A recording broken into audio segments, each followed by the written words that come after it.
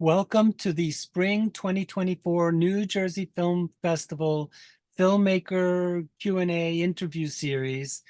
We've been doing a number of these since the pandemic broke, and it's a really wonderful way to be able to interact with folks who live far away. Today's guest actually lives in Seattle, Washington, and she's really a wonderful filmmaker and an artist in her own right, Marjorie Conrad. We're going to be showing Body Issues, her amazing experimental feature. We're going to be screening it on Saturday, February 10th at 5 o'clock in person. And that's going to be in our state-of-the-art facility, which is Voorhees Hall, room 105, which is on the Rutgers University campus in New Brunswick, New Jersey. And we'll also make the film available online for 24 hours, video on demand. And you know, the crazy thing is, Marjorie, welcome, that we have people that'll watch the film during the day online and then come to the screening that night, especially if the filmmaker is going to be there to do a Q&A. So anyway, Marjorie Conrad, welcome. I'm a huge fan of your work, and it's so wonderful to meet you. Thank you so much. I'm so honored to be a part of that. So Body Issues is an interesting film because it features exclusively footage that you shot on a GoPro camera. Mhm. I asked a series of questions to you for another interview that's going to be published online. We're focusing on Jane. She's the protagonist, and we are kind of going on a journey with her. And the way that you shot this film is, to me, seems like a dream. I just feel as if we're inside somebody's mind and we're making our way through the caverns of the mind. Is that something that you wanted to present your film that way? I definitely wanted to imbue the environment with an element of surrealism. Hmm.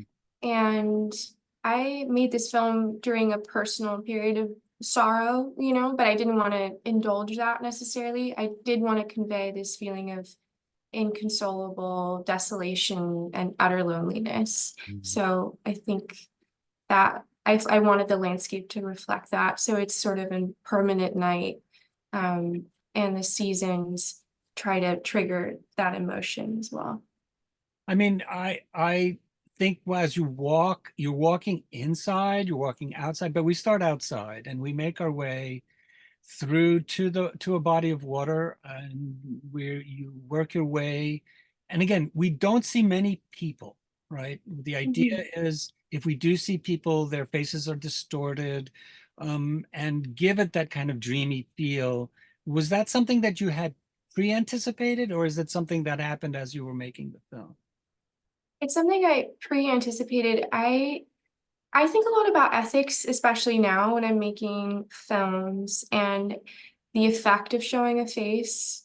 I think I don't really love bringing this up, but just because I do have a past with modeling, um, I do have a healthy skepticism in terms of what the image does, conveys, and the consequences of showing certain things. Hmm. Um, so I wanted to see how much someone could, align with Jane just through the voice, and just through movement.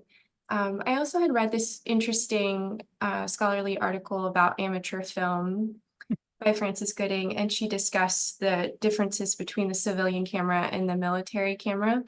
And it was interesting to me just because the military camera would just observe the world in motion but remain still, Hmm. whereas the civilian camera would follow everything that came into the frame. Hmm. And it was very much more about being in the world. And I definitely wanted my film to sort of reflect that feeling of being in the world, rather than maybe some of the military conventions that have sort of seeped into art house filmmaking Hmm. as we know it. That's very interesting. I mean, for me, as I watched this film and I did a little research, and I saw a New Jersey Film Festival alumnus, a Serbian animator, Nikola Gocic. We showed Mhm. one of the Oh films yeah, that he made with Martin Garrick. We're big yeah. fans of their work too. And he in a blog entry, he wrote that he wondered if Jane was real or if she was AI. That would align nicely with the idea of the military camera Mhm. perspective, a kind of robotic version of self. Was that, is he on the mark saying that? Is Um, I love Nicole. Yeah, yeah, I wanted to, I mean, the thing is, the voice itself is a clone of my voice. It's a synthetic hmm, voice. And but it still has the evidence of something real, something tied to the material world. I didn't think of it as a sort of military device, but that is definitely open to interpretation. I didn't want to make it too defined. hmm. I prefer things to remain really vague and ambiguous in general. That's the kind of art I respond to. Just trying to paint the scene 50 to 60%, of the way, and letting the viewer sort of take it from there and be an active participant. Yeah, but I mean, we're definitely on a journey. Yeah. And I kept on thinking of the Wizard of Oz somehow. Oh. Dorothy, she's in the Hmm. color world, and then boom, she gets hit by the house, or the house goes tumbling in the tornado, and she ends up in this other place that's completely different. And I think somehow we're following an alternate version of self Yeah. as it makes its way through the kind of quasi-urban suburban environment. I think I'm not really sure. Did you shoot this around Seattle? Is that where it was shot? Yeah, it's all in the Pacific Northwest. It's mostly Seattle, for the interiors, and otherwise Ruby Beach, which is a very sort of sad landscape. Mm. And kind of inhospitable, as you'd mentioned, especially during the winter.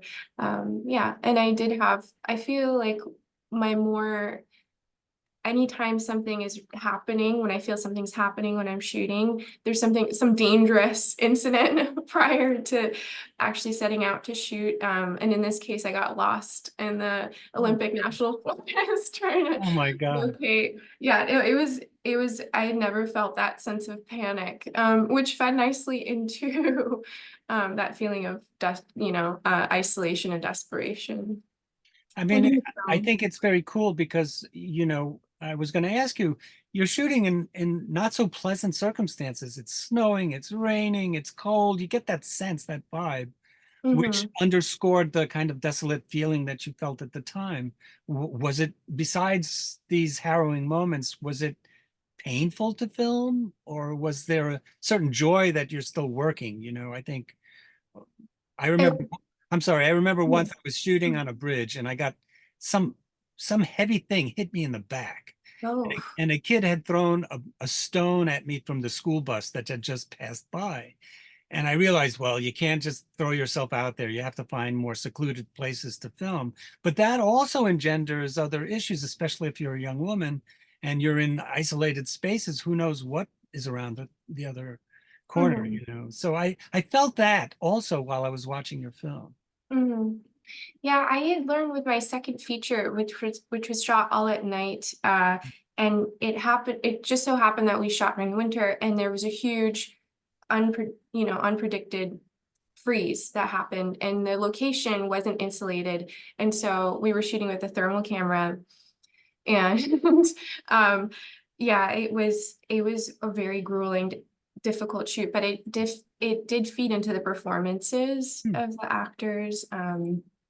And yeah, there is an element of pain. I would say maybe it's more painful in the anticipatory stage, before you set out. I felt scared to go to each location by myself. Hmm. Uh, but once I was there, I sort of lost track and kind of became engrossed, which can be dangerous, if all you're looking at is what's through the lens. But Yeah, yeah. um, I mean, I think when you're working, the adrenaline starts to kick in, yeah, and you let that kind of carry you. But there are those unforeseen elements, but sometimes translate into some magical footage, So yeah.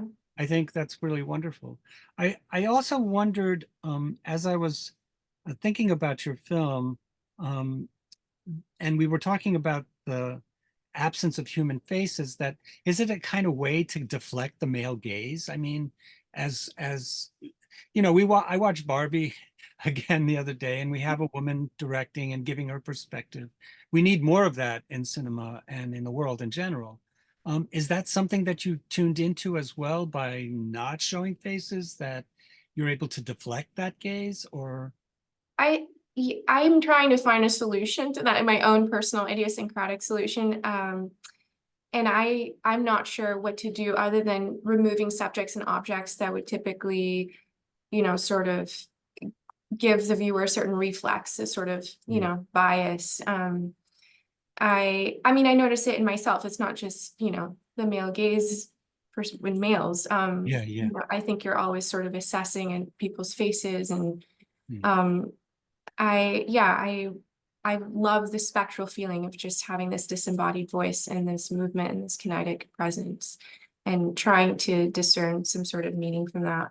Hmm. Um, That's yeah. why I think I like your films, because they are kinetic. And, I teach the films of Man Ray, and they don't make much sense, but they're filled with movement. And I mean, he was an ultimate misogynist, though, but his films are so filled with this electric energy. And I felt that in your film too. So tell me how you became a filmmaker. I mean, I come from a family. My dad is a comic book artist and my mom is a scenarist, and they work together. hmm, Um, when I was little, so I was very fortunate to be around that when I was little. Um, and we moved to America when I was 8.5. where did you live beforehand? From Marseille, from France. Oh, sans blague. It's not bad. I used to teach French. I lived in Aix-en-Provence. Ah, right. That's wonderful. So yeah, I grew up with that, and then I went to a film middle school, and then I had an amazing teacher, James Gleason, who was really, uh, really believed in me and gave me these Guy de Maupassant short stories that I adapted. So Mm. I started with that, and I studied philosophy mostly in high school, and then in college, that's by the time my senior year happened, that's when I felt like things I could make a film. It took a while to That's figure wonderful. out. And how do you see your career progressing? Because I see you do other things, not just film. What are some of the other artistic mediums that you use? Um, I mostly do film. I mostly do film. You know, that's what I'm mostly interested in. I do some copy editing in terms of manuscripts and restructuring. Um, but I prefer editing visuals in general, and audio. Yeah, so that's mostly what I'm really focused on. And yeah, trying to find those solutions to those issues, and trying to sort of convey that emotional quality that I'm most searching for, which is sort of a sadness tinged with Mm. longing, you So know. what has been the response to your film so far? I know you've shown it at a number of other festivals. It's been very positive overall. I think different types of audiences have responded to it. Some have taken a more psychoanalytic lens to the material. And Um, in what way? just because there's a lot of discussion about family, and those dynamics, and the body, and you know, some people would want to comment on the female body, and how that plays in Julia Kristeva and the Oh, abject. cool.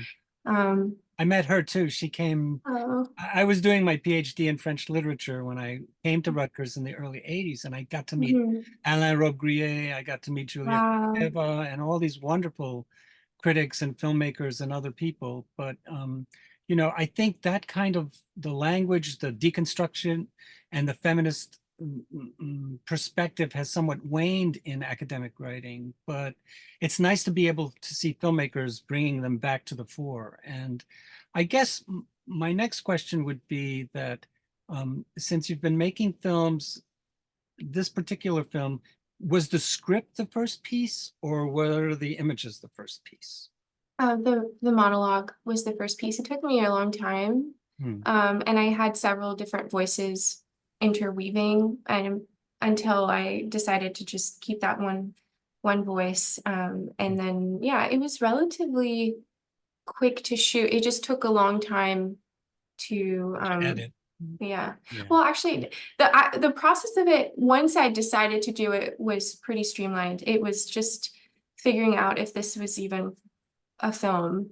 Mm. And at first I thought it would be just a short, and then it expanded. I mean, so that the amount of footage that you shot compared to what we end up seeing, your film is about 70 minutes long, right? Mhm. 76 minutes. Was that something that you had envisioned? Because you said it was going to be a short. How did you know that there would be momentum enough to have it go a little further than that? Um, I just try to be present in the here and now in each location, and that ended up creating more footage. And then, as I'm cutting it together, I needed more space Hmm. between each line. And so I didn't really anticipate, I hadn't really made something that was sort of almost, as Nicola mentioned, essayistic. Um, and so it was hard for me to anticipate how long each Well, how scene. much footage did you shoot versus what we see? Probably something like 30 hours, Wow. something like that. Hmm. And how involved was the process of whittling it down to the 70 plus minutes that you ended up? It was I mean, that's a definitely, 30-to-1 ratio practically. yeah, yeah. Um, it was it was fine. I mean, I just, I remembered at certain points in the time when I was shooting what stuck out to me in terms of atmospherics. But, so it was kind of streamlined in that way. And I don't remember any huge shifts in direction. It Hmm. was it was a relatively easy film to edit in a strange way. I mean, the Yeah. thing is that with digital cameras, you can shoot your head off, and Yeah. Yeah. you have this tons of footage, but you probably instinctually knew, given the fact that it's based on the text, what would work and what would not. Yeah. I mean, I love that opening sequence where we're working our way through the picket fence, not the picket fence, Yeah. the chain link fence, and we're not really sure where we're going, but we get the sense that it's close to water as we work our way down to the bay, I guess. And then we make a series of turns, and I felt a little Maya Deren. I'm sure Hmm. you're a fan of I hers. love my And the way that you move from one space to the next doesn't seem like it could possibly be the next thing that you move to. So I think the way you edited it makes it flow, and it has this tempo and attention. Because normally I would say a 75-minute film with very little human presence, or at least visible presence, is not an easy watch. I mean, a number of the jurors in that I sat with, you know, it was challenging for them to watch because they're normally into, I mean, we have a wide range of jurors. We have academics, we have my student interns who are film students, we have previous winners, we have press people. And the press people are the ones that are the most attached to narrative, and a narrative that is very 19th century, right? Beginning and God. end, and they want to have everything spelled out for them. And I argued with them that this is a film that you need to work to gain meaning. And, so have you experienced that kind of reaction to your film from the quote unquote mainstream? Um, I mean, I've been actually very vulnerable with this film. I mean, it's been hard for me to show it, actually. Really? Yeah, I've only shown it to, yeah, actually, I haven't shown it to anyone in my close circle at all. It's just been Wow. my one collaborator, sound designer, Gabriel. Hmm. Um, yeah, and it's just maybe because I knew that there would be some resistance to it because of the form. But yeah, it does feel like it's looking into my brain in a certain way that So my I other think films haven't. that's what sold it to me, because I'm now inside somebody else's mind. I dream, or artificial intelligence, but I'm taken on a journey, and you want to be challenged by a film. You don't want everything spelled out. At least me. I see thousands of movies every year because of the job that I have, and I enjoy it. But the films that are unique and original stick out to me, and yours was one of them. I mean, I just loved your film. I said, this is what cinema should be. And I just wish uh, that there were more films that would challenge the viewer a little bit more. And I think it's not a tough watch. I mean, one person said this is a tough watch. I said it's not a tough watch.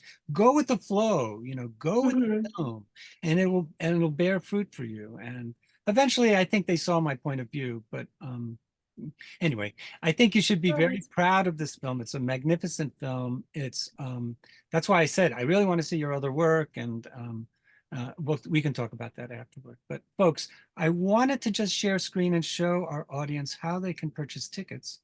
And I have to go to where's share screen? There we go. I've been doing this for so long and it's just autopilot most of the time. This is our normal homepage, which is njfilmfest.com. And I should go up to here because this is what you would normally see. This is actually a shot of the academic building we show in. It's a very nice space. Voorhees Hall has one large classroom. It seats 250 people. I was involved in helping them upgrade it to be cinema friendly. So it's a graded space with cushy chairs and soundproofing. There are some small issues with the place itself, but the projection is wonderful. As filmmakers come, they go, "Wow!" It's just standard high definition, but it still looks nice and it's on a big screen. So this is where you would be coming for the in-person screenings. But if you want to go and check out our website, you would have to click on current events that bounces you down to here. This was the festival mascot. This was Miss Amy. She passed away early this year. So we memorialize her with putting her as the festival cover art. So once you get to this place, it tells you basic information. You absolutely must push the red button, and that bounces you to our Eventive website. Eventive is our streaming provider, and they're also the place that you buy tickets for the in-person as well as the online version. So there's many buttons that to push, but if you scroll down, you can see where we're located, how to get there, sponsors, and basic information on our welcome page. But you absolutely must click tickets and screenings. That bounces you basically to our catalog page. And this is where you're going to buy tickets. So if you hover over body issues, you can pre-order by pushing this blue button. And if you've never seen a film at our festival, you'll need to register. It takes 20 seconds to do that. And then you will be able to purchase tickets. The ticket is good for the in-person version and the online version. And so that way, we have a number of people who watch the film during the day, and then they'll come in the evening to hang out with the filmmaker whenever they're there to watch it on the big screen. So we have some crazy cinephiles, and more power to them. Also, you can go back to festival site and you can check out all the other options. The schedule page is basically a linear kind of old-fashioned scroll down to see all the different titles. You can go to the film guide to see individual titles and more information about them. And you can also buy tickets from that site too. And I think that basically does it. The menu on the side will give you access to our main page. If you want to buy a festival pass, it's $100. It's half off. So if you plan on watching everything, you want to get a festival all access pass. If you want to watch a lot of the movies, it's still a great deal. So hopefully you can come and check out our movies. So I'm going to stop sharing. And I want to say thank you so much for doing this Q&A. I'm so excited to show your movie. My students are going to absolutely find it a real pleasure because I teach an experimental filmmaking class, so this is perfect for my class. And we use Super 8 still. We still shoot Mhm. on film, so I'm really proud of that. But I want to thank you so much, Marjorie, for joining us. And we're really excited about showing your movie. Again, the date is on Saturday, February 10th, and it's at 5 p.m. in the afternoon for the in-person screening and all day, starting at 12:01 Eastern time, and then it ends at 11:59 Eastern time that day. So if you're on the West Coast like you are, it actually starts the day before because Mhm. it's set up as Eastern time. So thanks so much. It was lovely chatting with you. Love me too.